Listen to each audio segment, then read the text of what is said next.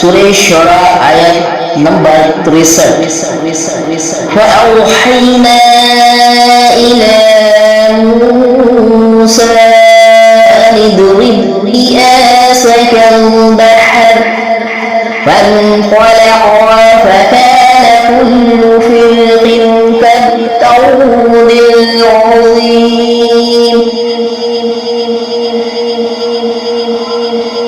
فوراً ہی انہوں نے موسیٰ علیہ السلام کو اپنی وحی بھیجی کہ اپنے ڈنڈے کو دریا پر مارو، بس یک سمندر پھٹ کر رہ گیا اور اس کا ہر ایک حصہ ایک بڑے پہاڑ کی طرح ہو گیا۔ آیت کی تشریح کرتے ہیں، یہ واقعہ بنی اسرائیل کے ساتھ ہے جب فرعون اور اس کی فوج نے انہیں پریشان کیا تھا، ظلم اور انتقام کی حالت پیدا ہوئی تھی۔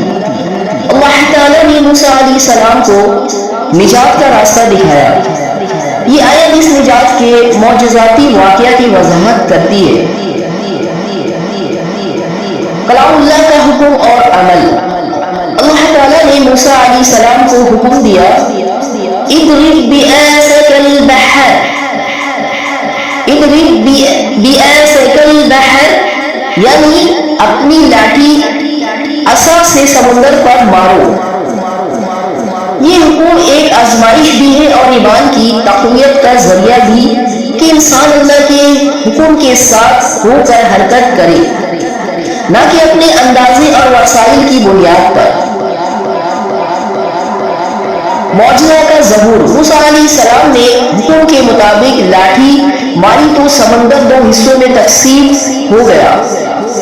فَانْفَلَقَ کا مطلب ہے تقسیم ہونا۔ یہ تقسیم اللہ کی قدرت سے ہوئی، نہ کہ موسیٰ علیہ السلام کی ذات کی کوئی مافوق قدرت چیز۔ کَانَ كُلُّ فِرْقٍ كَالطَّوْدِ الْعَظِيمِ کی تشبیہ اور معنی۔ ہر ایک فرقہ یعنی سمندر کے ایک حصے ایسا ہوا کہ جتنے حصے سمندر کے بنے، ہر ایک حصے کی دیوار یا کنارے اتنے مضبوط اور بلند تھے کہ جیسے پہاڑ۔ الطود ایک بڑا پہاڑ ہے، اس سے مراد بڑی ٹھوس پہاڑ جیسی بڑی صاف۔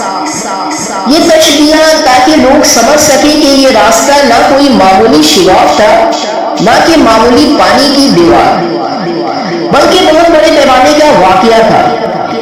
اس معجزے کا مقصد خوف زدہ قوم کو اعتماد دینا، اللہ کی مدد کی نشانی ظاہر کرنا تاکہ ایمان مضبوط ہو جائے۔ یہ وہ لمحہ ہے جب انسان دیکھتا ہے کہ